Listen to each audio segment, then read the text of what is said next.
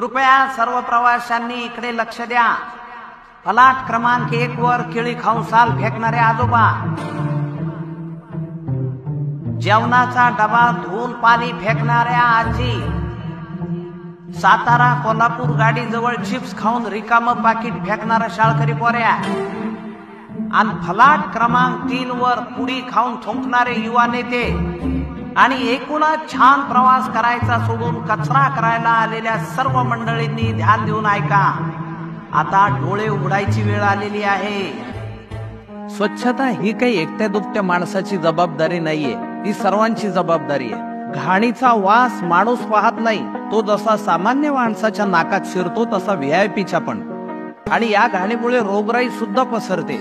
त्यामुळे आपला परिसर स्वच्छ असणं ही आपल्या सगळ्यांची महत्वाची गरज आहे, आणि हाच दृष्टिकोन डोळ्यासमोर ठेवून आपल्या एसटी महामंडळानं सुरू केलंय हिंदू हृदय सम्राट बाळासाहेब ठाकरे स्वच्छ सुंदर बस स्थानक अभियान। आणि याच अभियानाअंतर्गत शहरी, निमशहरी आणि ग्रामीण असे वर्ग करून त्याच्या स्वच्छतेची जबाबदारी आपल्या सगळ्यांवर सोपवलेली आहे।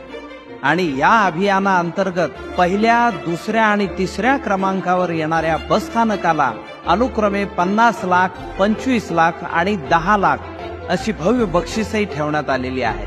हे केवळ अभियान नाही, ही एक मोठी चळवळ करायची। स्वच्छ सुंदर